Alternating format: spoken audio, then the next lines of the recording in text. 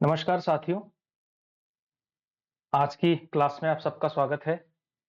तो हम लोग एंशिएंट हिस्ट्री पढ़ रहे हैं हिस्ट्री में और एंशिएंट हिस्ट्री का आज का हमारा ये आखिरी टॉपिक है, जिसमें हम प्राचीन भारत के साहित्य और उस समय की स्थापत्य कला के क्वेश्चन जो है आज सॉल्व करेंगे। यहाँ से बहुत सारे प्रश्न पूछे जा सकते हैं, तो आप कह सकते हैं कि ये इतिहास और आर्ट एंड कल्चर से रिलेटेड टॉपिक ज़्यादा है। तो आर्ट एंड कल्चर के लिए हम स्पेशली अलग से क्लासेस चलाने की हमारी ज़रूरत नहीं है, ठीक है? इसमें हमने जो एंशिएंट हिस्ट्री का साहित्य और स्थापत्य कला से बहुत सारे प्रश्न पूछे जाते हैं, जो जैन स्टाइल की स्थापत्य कला है, बुद्धिस्ट है या इस तरह की चीज़ें हैं। तो ये बहुत पूछे जाते हैं प्रश्न इस तरह के, और इसके अलावा प्राचीन साहित्य भी बहुत पूछा जाता है कि किस कवि के इसमें कौन-सा क्या वर्णन मिलता है, इस तरह की जो है प्रश्न खूब सारे पूछे जाते हैं परीक्षा में, ठीक है? तो ये आपके लिए बहुत इम्पोर्टेंट क्लास है आज की भी, ठीक है? तो इसके बाद जो है हम मिडेवल पर आ जाएँगे, मध्यकालीन इतिहास पढ़ेंगे, ठीक है? और इसके अलावा 2-3 योजनाएँ और हैं जिनको लेकर के यूट्यूब को लेकर के मैं कह रहा हूँ। तो जल्दी ही वो चीज़ें भी आपके सामने अनाउंस होंगी और आपके परीक्षा की तैयारी के क्रम में उन सबको यानी बेहतर तरीके से हम तैयारी कराने के उद्देश्य को लेकर के चलेंगे, ठीक है? तो वो योजनाएँ 1-2 दिन में आपके सामने मैं रख लूँगा कि क्या-क्या हम आगे कार्यक्रम लेकर के आने वाले हैं, ठीक है? और आपकी बेहतरीन तैयारी हम इस चैनल पर आपके माध्यम से करा रहे हैं। इसके अलावा अगर आप हमारा कोर्स लेना चाहें, हमसे पढ़ना चाहते हैं, जिसमें आपको लाइव और रिकॉर्डेड क्लासेस मिलेंगी, प्रिंट किए जाने वाले नोट्स मिलेंगे।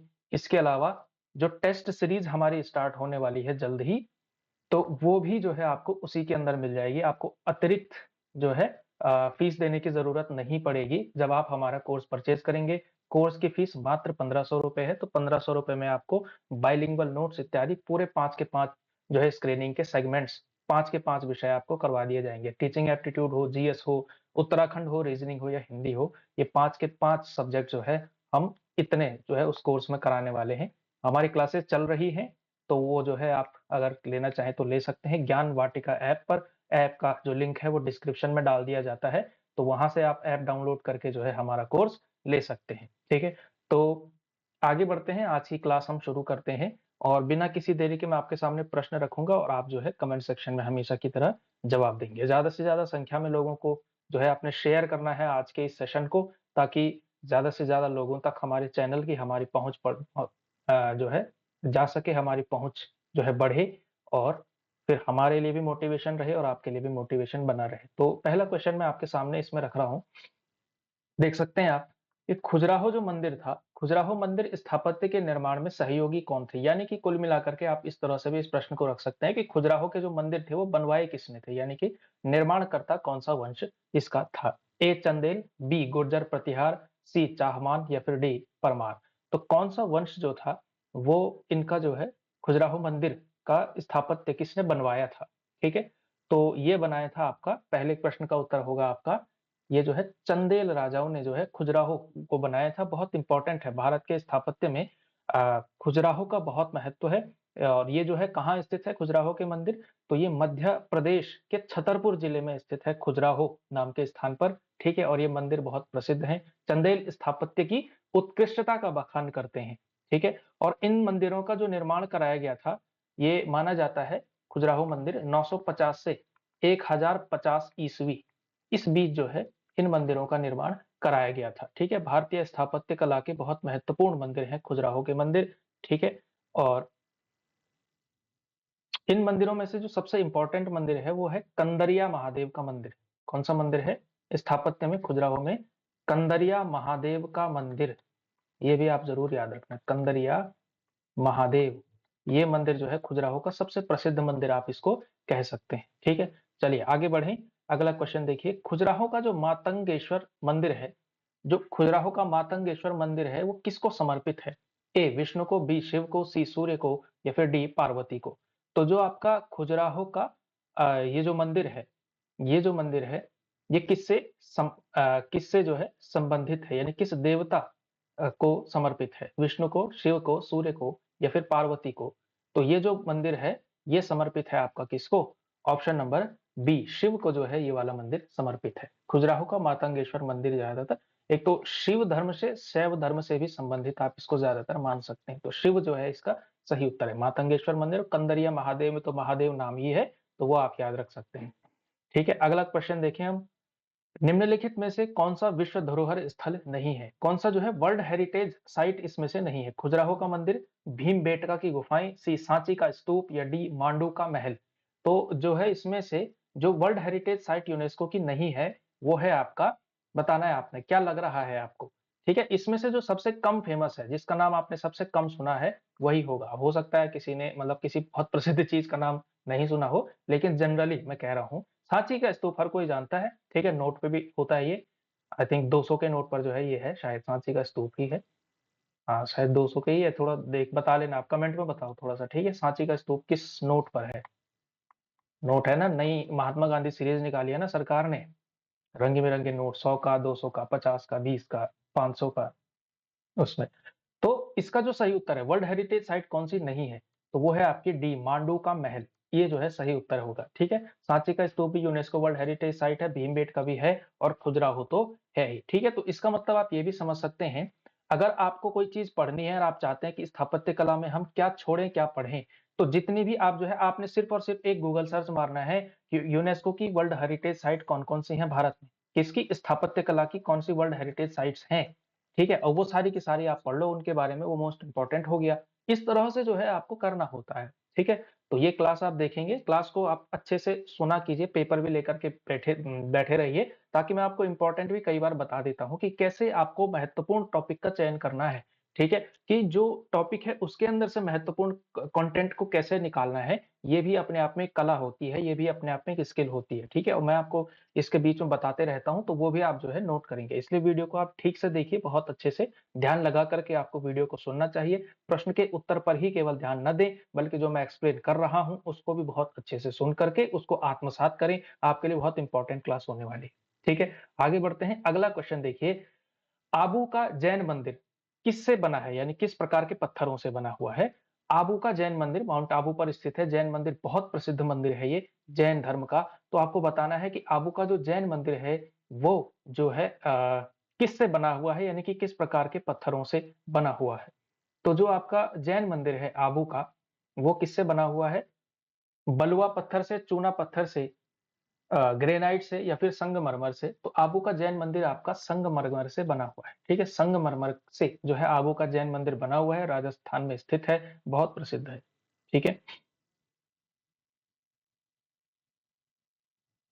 और इसका जो निर्माण कराया था, इसका निर्माण जो है गुजरात के चालुक्य शासक यानी कि सोलंकी भी उनको कहा जाता है चालुक्यों को, साल सोलंकी राजा भीमदेव प्रथम के सामंत विमल शाह ने कराया था, ठीक है? तो आप कह सकते हैं सोलंकी शासक जो गुजरात के सोलंकी शासक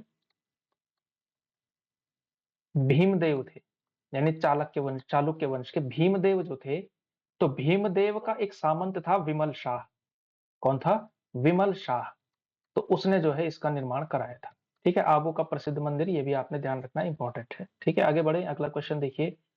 एलिफेंटा की गुफाएँ मुख्यतः निम्न धर्म के मतावलंबियों के उपयोग के लिए काटकर बनाई गई थी। यानी कि किस धर्म के लिए जो है ये एलिफेंटा की जो गुफाएँ थी, ठीक है? केव्स ऑफ एलिफेंटा थी, ये किस धर्म को मानने वालों के उपयोग के लिए बनाई गई थी, ठीक है? यानी कि ये गुफाएँ किससे रिलेटेड है, किस धर्म के लोगों से रिलेटेड है? एलिफेंटा की गुफाओं की बात हो रही है, ठीक है? तो ऑप्शन देखो आप बौद्ध धर्म, जैन धर्म, शैव धर्म या फिर वैष्णव धर्म। तो एलिफेंटा की जो गुफाएँ थी, ये आपका किससे रिलेटेड हैं?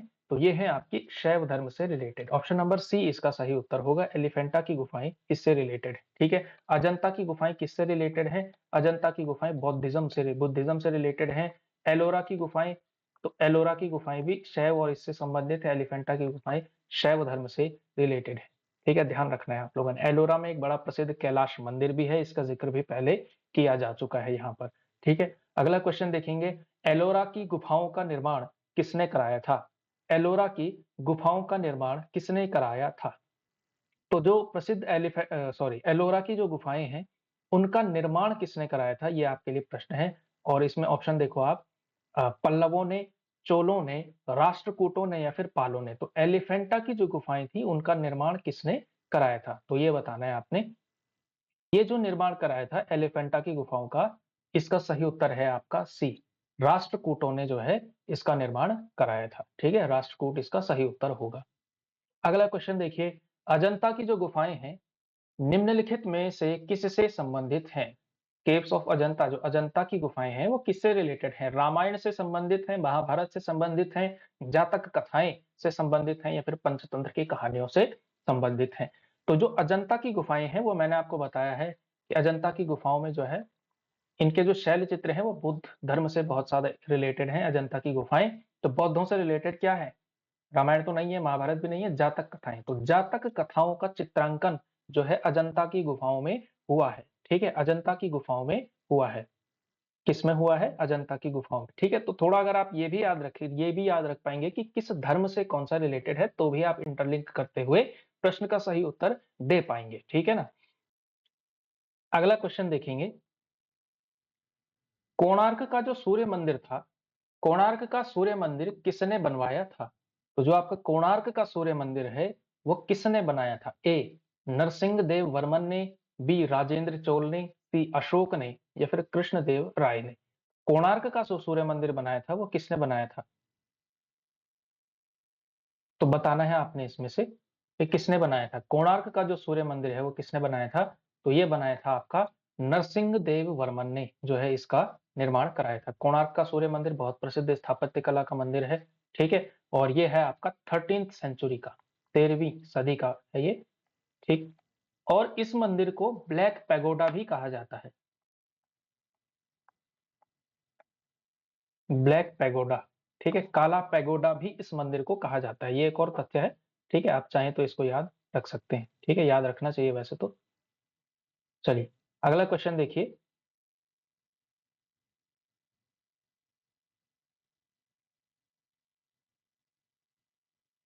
इन कल्हण राज तरंगिणी, यानी कि कल्हण की राज तरंगिणी में which state has been mentioned?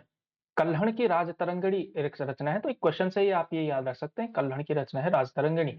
तो इसमें किस राज्य का उल्लेख होता है? किस राज्य का उल्लेख जो है कल्हण की राज तरंगिणी में हुआ है? ए गुजरात, बी उत्तराखंड, सी केरल या फिर डी जम्मू कश्मीर? तो जो कल्हण की राज तरंगिणी है उसमें जो है किसका जो है जिक्र, किस राज्य का जिक्र हुआ है?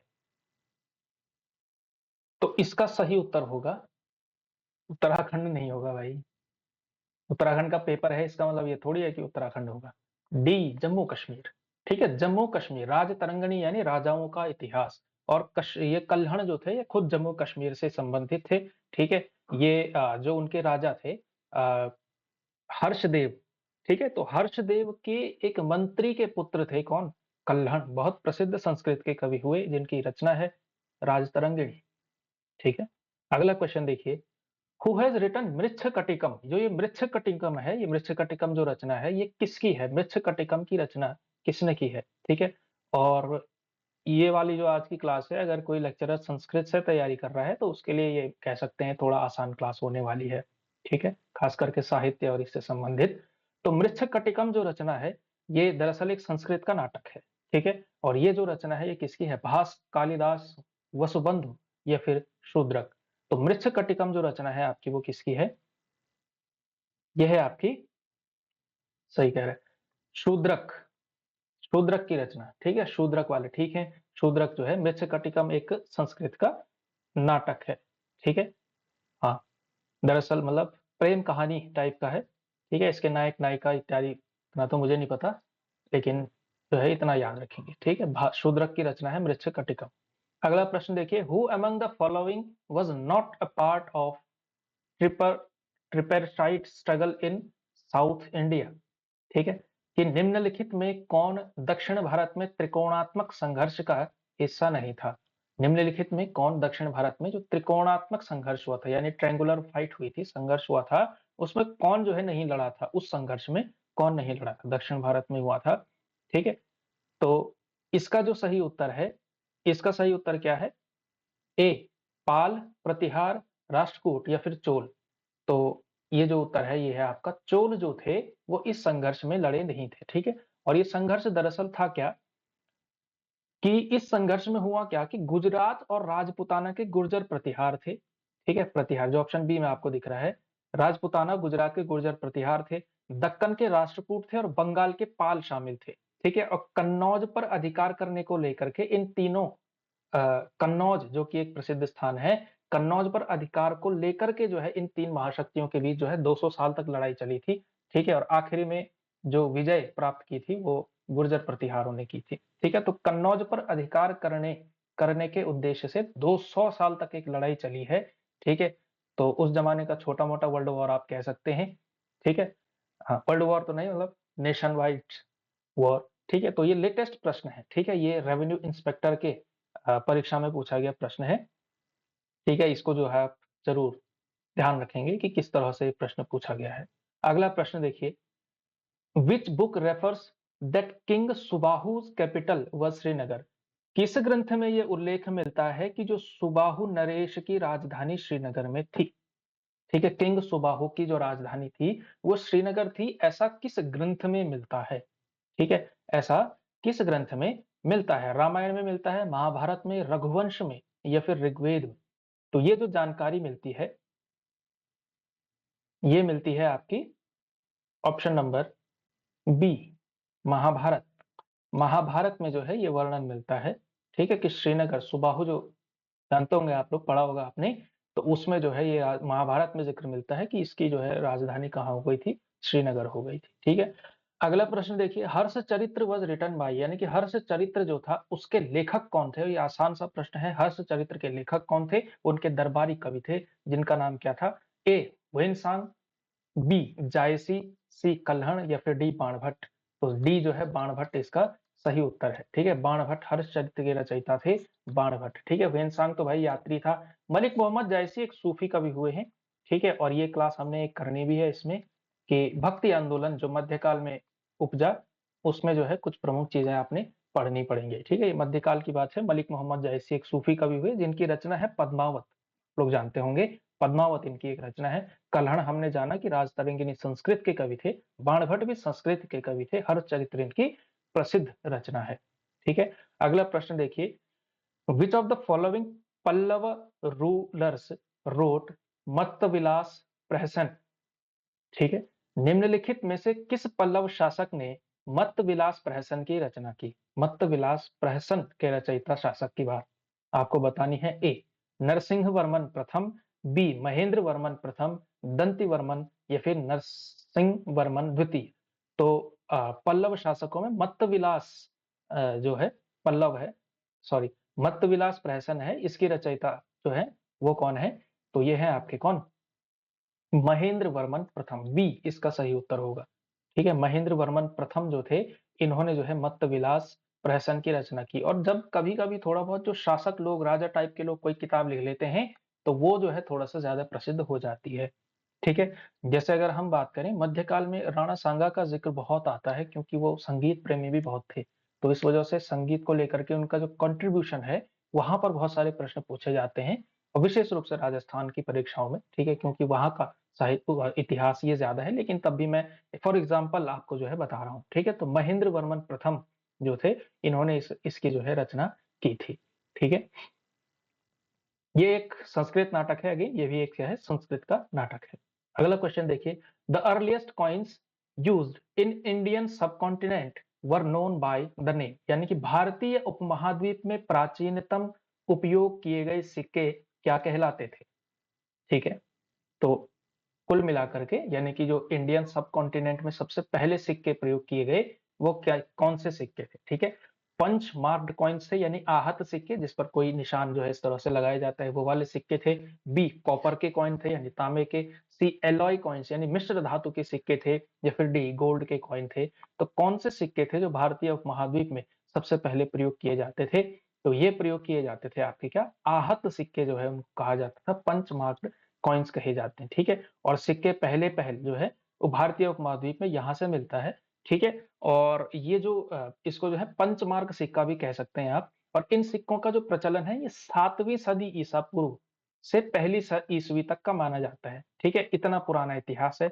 7वीं सदी ईसा पूर्व, सदी ईसा पूर्व यानी कि आप कह सकते हैं गौतम बुद्ध के भी जन्म से 200 साल पहले से लेकर के फर्स्ट सेंचुरी यानी कि ईसा मसीह के जन्म के 100 साल बाद तक, इस समय तक क्या है? आहत सिक्के जो है ज़्यादातर चलते थे, ठीक है? कॉपर के कॉइन्स ज़्यादा सबसे पहले आप लोग जानते हैं, कल हमने पढ़ा था जो है कॉपर के कॉइन्स शुरू किए थे गुप्त साम्राज्य में जो है शुरू किए गए थे। जो चंद्रगुप्त विक्रमादित्य या चंद्रगुप्त द्वितीय था, उसने जो है आपके जो है रजत सिक्के यानी कि आपके जो है चांदी के सिक्के शुरू किए थे, ठीक है? तो सिक्के थोड़ा-सा जो है आपने तैयार करना है, ठीक है?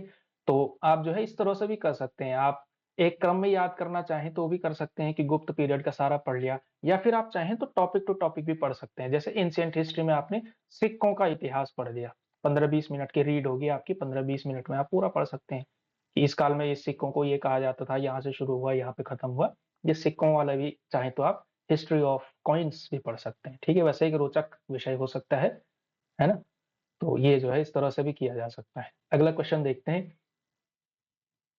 हाथी गुम्फा जो अभिलेख है, Hathi Gumpha inscription of Kalinga king Kharavela is written in which language? Kalinga नरेश खारवेल का जो हाथी गुम्फा अभिलेख है, वो किस भाषा में है? ठीक है? और ज़्यादातर आप लोग देखेंगे जो उत्तराखंड की परीक्षाएँ होती हैं, उसमें जो है अभिलेख, शिलालेख से लेकर के ऑब्सेस्ड होते हैं दोनों के दोनों आयोग, ठीक है? चाहे आप यूकेपीएससी की बात करें या यूके ट्रिपल एससी की बात करें, मैंने कई बार ऐसा देखा है कि ज़्यादातर जो एंशिएंट का पूछा जाता है, वो अभिलेख और शिलालेखों पर बहुत प्रश्न पूछे जाते हैं, ठीक है? तो आप जो है अभिलेख और शिलालेख वाला टॉपिक बिल्कुल भी मत छोड़िएगा, इसको जो है आप अच्छे से अगर आप कवर करके चलेंगे, तो आपके लिए फ़ायदा होने की संभावना है। ठीक है, हो सकता है आपको फ़ायदा इसमें हो जाए। तो ये जो अभिलेख, शिलालेख हैं, यहाँ से क्वेश्चन खूब पूछने का ट्रेंड रहता है, जनरली मैं कह रहा हूँ उत्तराखंड की परीक्षाओं में, ठीक है? तो इसका जो सही उत्तर है, हाथी गुम्फा अभिलेख मिला था आपका सी प्राकृत में, ठीक है? प्राकृत में जो है ये भाषा प्राकृत भाषा में ये लिखा गया था, ठीक है? अगला प्रश्न देखिए, where will you be walking while paying a visit to Angkor Wat temple? यानी कि अंगकोर वाट मंदिर की यात्रा करते समय आप कहाँ पग बढ़ाते होंगे? ठीक है, ये भी यूकेपीएससी का एक बार प्रश्न पूछा गया है कि जो है अंगकोर वाट मंदिर की यात्रा के लिए आपको जो है किस दिशा में जो है कदम बढ़ाने हैं? ये थोड़ा दोनों का मिला-जुला प्रश्न आप कह सकते हैं। ज्योग्राफी का पता भी तो होना चाहिए, मलेशिया कहाँ है, फिलीपींस कहाँ है, ये कहाँ है, ठीक है? तो अ, जो अंगकोर वाट मंदिर है, ये दरअसल अ, मतलब ये आपको वैसे पता होना चाहिए था, ठीक है? ये अंगकोर वाट मंदिर है, ये कंबोडिया में स्थित है, ठीक है? और ये दुनिया का सबसे बड़ा धार्मिक स्थल है, ठीक है? इससे बड़ा कुछ नहीं है, ठीक है? मतलब ये दुनिया का सबसे बड़ा धार्मिक स्मारक एक एक तरह से आप कह सकते हैं, ठीक है? सबसे बड़ा धार्मिक स्मारक है साइज़ वाइज़, ठीक है? और मंदिर है तो निश्चित रूप से ये एक हिंदू मंदिर है, ठीक है? और कंबोडिया के अंकोर में ये स्थित है, जिसका पुराना नाम मिलता है कि ये यशोधरापुर इसका जो है पुराना नाम मिलता है। सूर्यवर्मन ने इसका निर्माण कराया था लगभग 12वीं हाँ 12वीं सदी में, ठीक है? इसका निर्माण कराया था, ठीक है? तो कंबोडिया का ये मंदिर जो है बड़ा प्रसिद्ध है, अंगकोर वाट आप याद रखिएगा, ठीक है? तो ये भी जो है प्रश्न पूछा जा चुका है यूकेपीएससी में। अगला प्रश्न देखिए, in which language Periplus of Erythraean Sea is written? Periplus of Erythraean Sea किस भाषा में लिखा गया है? किस भाषा में जो है पेरिप्लस ऑफ एरेथ्रियन सी जो है लिखा गया है? तो ये जो लिखा गया है, ये लिखा गया है आपका यूनानी भाषा में, यानी कि ग्रीक लैंग्वेज में ये लिखा गया है, ठीक है? ए जो है इसका सही उत्तर होगा, ग्रीक लैंग्वेज में लिखा गया है, ठीक है? और ये है क्या?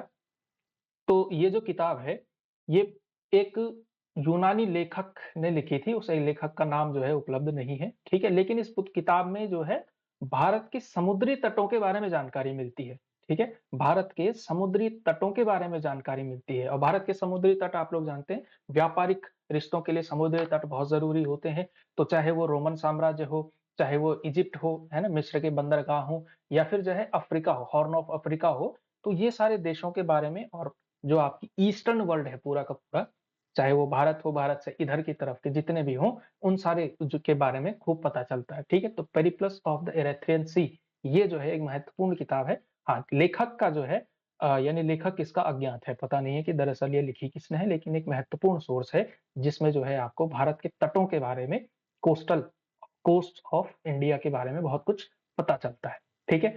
अगला क्वेश्चन देखिए, इंडिका का मूल लेखक कौन था?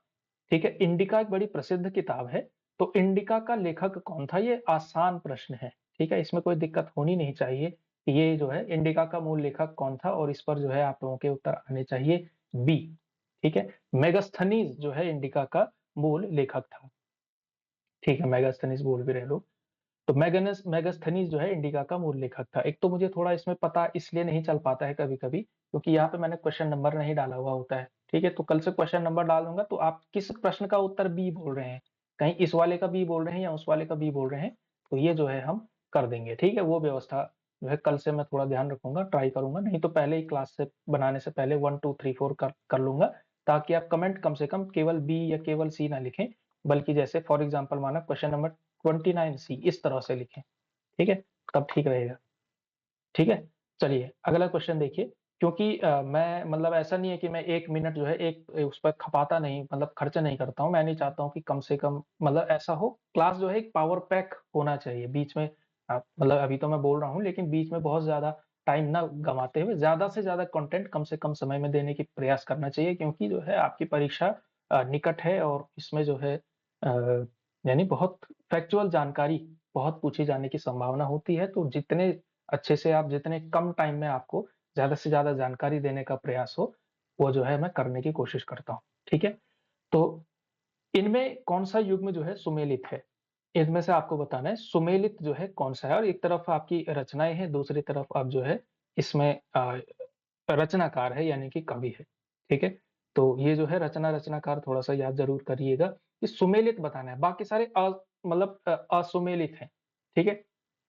तो इसमें जो सुमेलित है केवल और केवल, वो है आपका जो मिताक्षरा विज्ञानेश्वर, ये जो है सही उत्तर है, बाकी सारे के सारे गलत हैं। ठीक है? ठीक है?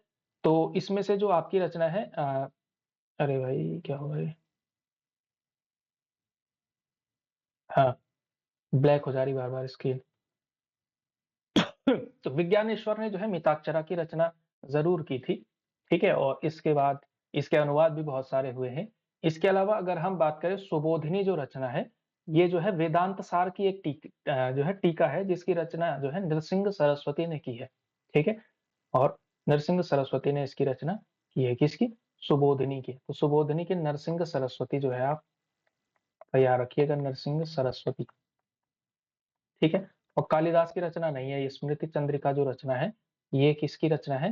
ये कालिदास की रचना न हो करके देवन भट्ट नाम के एक लेखक की रचना है। ठीक है? देवन भट्ट, ये जो है देवन भट्ट, इसकी रचना है। ठीक है? अगला क्वेश्चन, बौद्ध ग्रंथ मिलिंद पन्हो किस हिंद यवन शासक पर प्रकाश डालता है? ठीक है? हिंद यवन शासक हुआ है, और मिलिंद पन्हो किस हिंद यवन शासक पर जो है मतलब के बारे में है? तो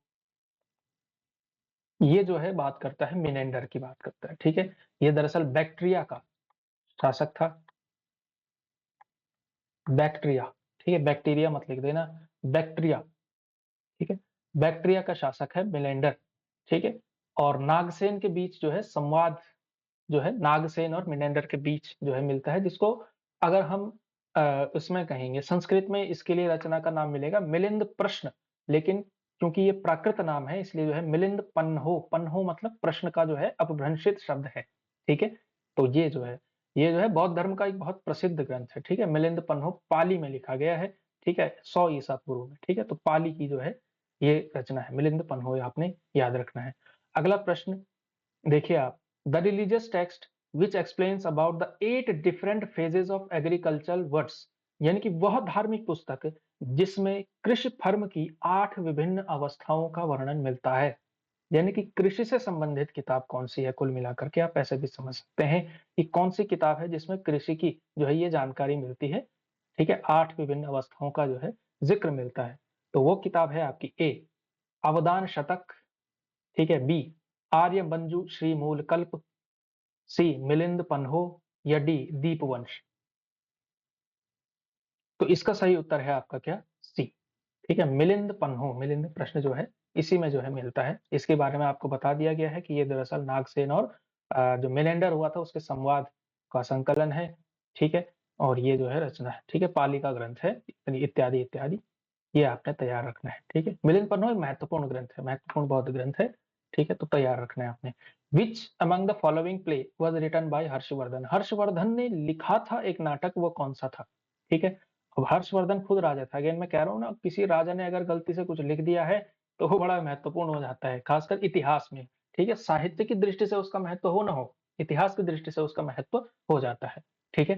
तो ऑप्शन देखिए आप, हर्षचरित्र, कादंबरी, देवी चंद्रगुप्त या फिर प्रियदर्शिका। तो हर्षवर्धन द्वारा रचित जो नाटक जो है, ये जो नाटक है, इसका नाम है डी प्रियदर्शिका, ठीक है? प्रियदर्शिका जो है, ये नाटक जो है किसने लिखा है? तो हर्षवर्धन ने लिखा है, ठीक है? इसके अलावा हर्षवर्धन ने एक रत्नावली नाम का नाटक, नागानंद नाम का नाटक भी लिखा हुआ है, ठीक है? रत्नावली और नागानंद, ये 2 रचनाएँ इसकी और मिलती हैं, 2 नाटक और मिलते हैं, ठीक है? नागानंद, ये जो है आपका हर्षवर्धन है। इसके अलावा कादंबरी का आप लोग जानते हैं, हर्षचरित, इन सबका बाणभट्ट है 2 का। देवी चंद्रगुप्त का नाटक जो जो लेखक है वो विशाख दत्त है, ठीक है? विशाख दत्त वही है जिसकी रचना मुद्रा राक्षस है, और मुद्रा राक्षस वही रचना है जिसमें चंद्रगुप्त मौर्य के जो है दरबार की कहानी मिलती है आपको, ठीक है? तो इस तरह से भी आप थोड़ा लिंक करके याद कर सकते हैं। कल की क्लास में ये सारे रिवीजन हुए हैं। कल की क्लास अगर नहीं देखी है तो देख करके आओ, ठीक है? अच्छे से पढ़ना है, हर क्लास को फॉलो करोगे, थोड़ा फास्ट फॉरवर्ड में भी देखोगे तो भी कोई समस्या नहीं है, लेकिन आपने करना ज़रूर है, ठीक है? एक रूटीन बना कर के आप चलेंगे, क्योंकि मैं ये जो जनरली ये जो मैं क्लास करा रहा हूँ, इसमें मेरा उद्देश्य केवल ये नहीं है कि मैं आपको जो है ये क्वेश्चन करा दूँ और इस क्वेश्चन का उत्तर आपको आता हो। एक रूटीन के अंदर लाना, आपकी तैयारी को कंसिस्टेंट बनाना जो है हमारा उद्देश्य है। रूटीन के अंदर आप आएँ, इसीलिए मैं टॉपिक दे देता हूँ पहले। ये टॉपिक दिया है, उसके आधार पर आप तैयारी कर सकते हैं। तो एक आप रूटीन में रहेंगे, ठीक है?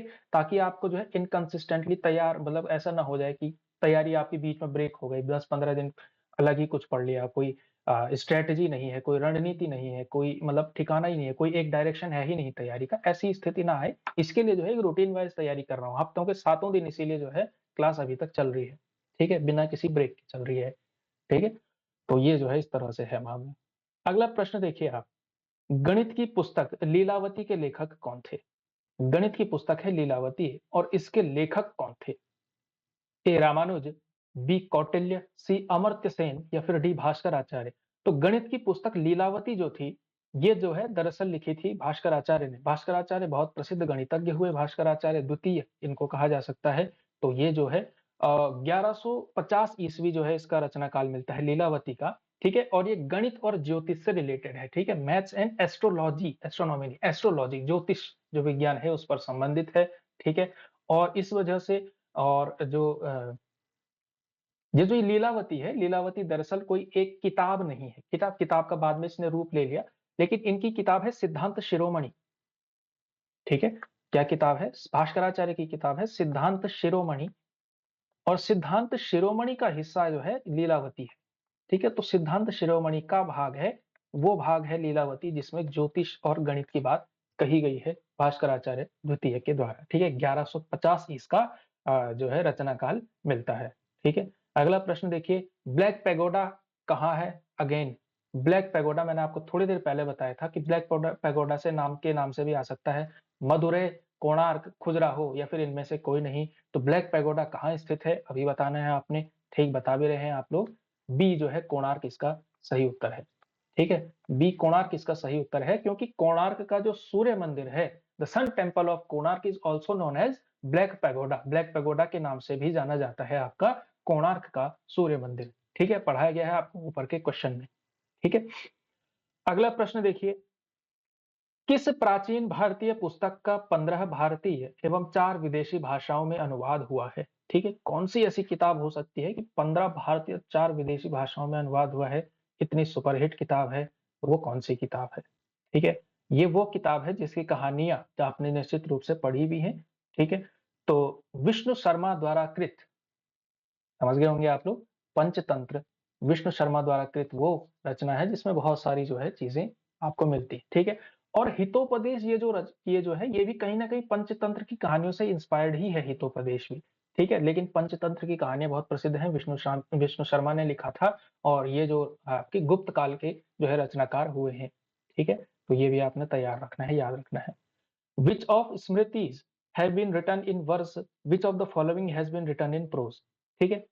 Sorry, most of smritis has been written in verse, और कौन सा जो है जो प्रोज में लिखा गया, यानी कि जो अधिकतर अधिकतर स्मृतियां हैं अच्छा, स्मृति क्या होता है? Smriti are generally the law book, book of law, कानून की किताबें होती हैं, ठीक है? अधिकतर जो स्मृतियाँ हैं, वो जनरली पद्य में लिखी गई यानी पोएट्री में लिखी गई, वर्स में लिखी गई, लेकिन एक ऐसी स्मृति आपको मिलती है जो गद्य में लिखी गई थी, प्रोज़ में लिखी गई थी और वो जो है स्मृति कौन-सी थी? ए. नारद स्मृति, बी. बृहस्पति स्मृति, सी. याज्ञवल्क्य स्मृति या फिर डी. विष्णु स्मृति। तो ये भी आपको बताना है, ये भी यूकेपीएससी का जो है प्राचीन में पूछा गया प्रश्न है, ठीक है? और ये दरअसल जो प्रश्न है ये पूछा गया था उत्तराखंड लेक्चरर, पॉलिटेक्निक लेक्चरर की परीक्षा में पूछा गया प्रश्न है ये, ठीक है?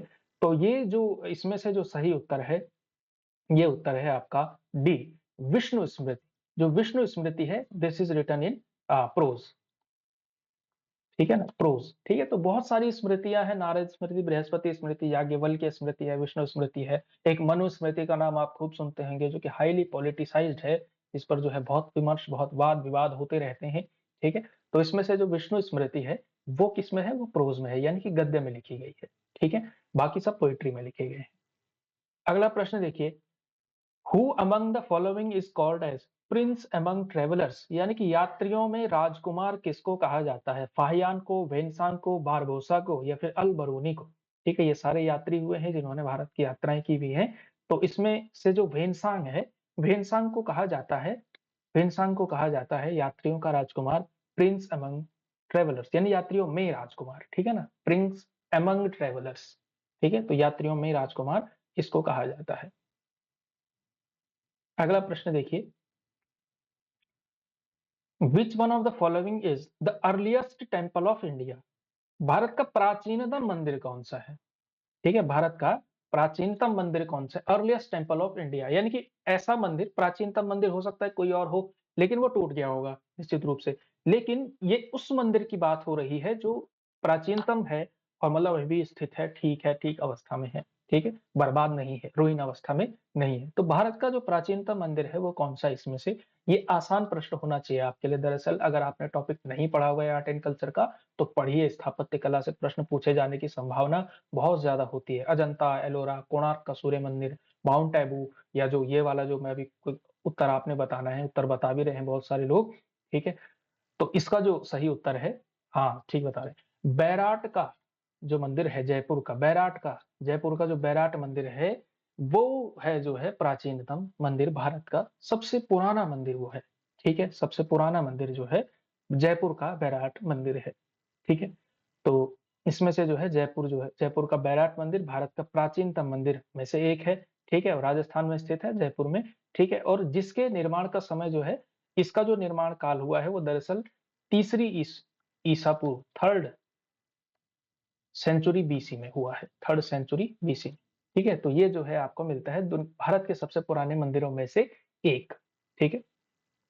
अगला क्वेश्चन देखिए, कोलम संवत प्रारंभ हुआ था। जो कोलम संवत हुआ था वो कब प्रारंभ हुआ था? ठीक है, एक कोलम संवत जो था ये कब प्रारंभ हुआ था? ठीक है, इसका प्रयोग दरअसल केरल में किया जाता था, ठीक है? और इसका जो है जो शुरुआत हुई थी इसकी दरअसल, तो ये हुआ था आपका 885, सॉरी 85 कह रहा हूँ, 825 ईस्वी में, ठीक है? 825 एडी में जो है ये शुरू हुआ था, which was used in Kerala most ऑफनली Kerala में ये प्रयोग किया जाता था, कोलम संवत, ठीक है? अगला प्रश्न देखिए, तालेश्वर ताम्रपत्रों में किस राजवंश और राजधानी का पता चलता है? जो तालेश्वर में ताम्रपत्र मिला है, उससे जो है किस राजा के बारे में जो है, किस साम्राज्य के बारे में, किस राजवंश और किस राजधानी का पता चलता है? तो किस राजवंश का पता चलता है? जो तालेश्वर का ताम्रपत्र है, ये जो है कहाँ है? सॉरी, मतलब किसके बारे में पता चलता है? तो ये पता चलता है पौरव वंश के बारे में, ठीक है? जिसकी राजधानी ब्रह्मपुर बताई जाती है, ठीक है? पौरव वंश और राजधानी ब्रह्मपुर के बारे में। और वर्तमान में जो है ये संग्रहालय लखनऊ में जो है ये लखनऊ में जो है ये ताम्रपत्र रखा गया है तालेश्वर का, जिसकी लिपि क्या है? तो इसकी लिपि है ब्राह्मी। इसकी लिपि क्या है? ब्राह्मी जो है इसकी लिपि जो है मानी जाती है, ठीक है? तो तालेश्वर ताम्रपत्र में पौरव वंश, राजधानी ब्रह्मपुर का जो है पता चलता है। और इस वंश का सर्वाधिक शक्तिशाली शासक कौन हुआ था? तो द्युतिवर्मन जो है इसका सबसे पावरफुल लीडर हुआ था और यह ताम्रपत्र ब्राह्मी लिपि में लिखा गया है, ठीक है? और यह ताम्रपत्र वर्तमान में लखनऊ में, ठीक है? जो लखनऊ संग्रहालय है वहां रखा गया है, ठीक है? अगला प्रश्न देखते हैं, अगला प्रश्न है आपके सामने, गढ़ैया क्या था? यानी कि गढ़ैया था, कॉइन था, भूमिकर था, व्यापार कर था या फिर सैन्य अधिकारी था? तो जो गढ़ैया था, जो गढ़ैया शब्द है वो क्या था? तो गढ़ैया एक प्रकार का सिक्का हुआ करता था। गढ़ैया वाज ए कॉइन, ठीक है, गढ़ैया वाज ए कॉइन, ठीक है। तो गढ़ैया एक प्रकार का सिक्का था जो 6ठी सदी से 12वीं सदी के बीच जो है generally western UP Rajasthan Gujarat इस जो है ऊपर जो है यूज किया जाता था, ठीक है। और जो है इसमें जो है अग्नि वेदिका का चित्र मिलता है। अग्नि वेदिका समझते हैं आप, जो है आग की वेदी, इसमें से लपटें निकल रही, ये चित्र जो है मिलता था। मैंने बहुत खराब चित्र बनाया है, लेकिन संभवतः सिक्के पर थोड़ा अच्छा चित्र मिलता होगा, क्योंकि मुझसे कहीं बेहतर कलाकार ने वो सिक्का गढ़ा होगा, ठीक है। तो कॉइन जो है ये हुआ करता था, ठीक है, ये आपने याद रखते हैं, Gadhaiya. Which of the following dynasty is associated with the female king Rudrama देवी? निम्नलिखित में से कौन सा राजवंश महिला शासक रुद्रमा देवी से संबंधित है? ठीक है, यानी कि वो कौन सा साम्राज्य था जहां कभी एक फीमेल किंग बैठी थी, यानी कि महिला शासक जो है रुद्रमा देवी उस राजवंश में हुई थी। तो किससे संबंधित है ये? तो बताना है आपने, ए पूर्वी गंगा, बी होयसल, सी काकतीय या फिर पश्चिमी चालुक्य। तो इसका सही उत्तर है आपका, इसका सही उत्तर है आपका सी काकतीय, ठीक है। काकतीय जो वंश था, इसमें जो है महिला शासक हुई थी, कौन? रुद्रमा देवी, ठीक है। महिला शासक रुद्रमा देवी काकतीय राजवंश से संबंधित है, ठीक है। और इसका जो ये जो काकतीय राजवंश था, इसका जो प्रभुत्व है दरअसल वो वर्तमान तेलंगाना की तरफ, यानी कि जो तेलुगु भाषी जो एक इलाका है तेलंगाना जो है, वहां पर जो है हुआ था, ठीक है, वहां जो है ये बनी थी, ठीक है। तो इस तरह से जो है मिलता है। अगला क्वेश्चन देखें, किस राजवंश ने उत्तर भारत पर शासन नहीं किया है इसमें से?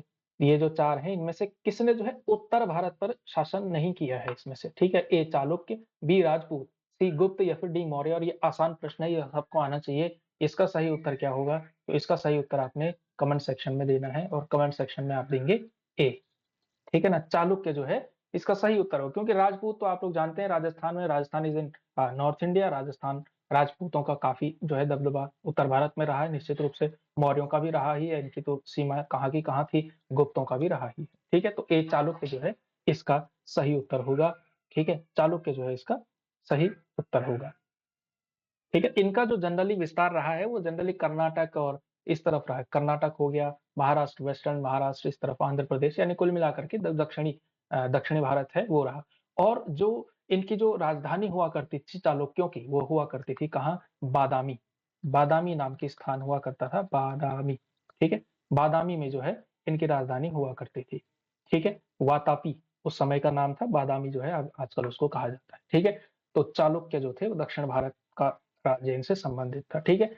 तो भाई ये थे आपके एंशियंट हिस्ट्री से संबंधित कला एवं स्थापत्य के प्रश्न, यानी साहित्य और स्थापत्य के प्रश्न। तो ये जो है आपने अच्छे से तैयार करने हैं, बहुत अच्छे से पढ़ाई करनी है आपने। और कल से हम आपका जो है मध्यकालीन इतिहास यानी मिडिवल हिस्ट्री के क्वेश्चंस में आपके सामने लेकर के आऊंगा।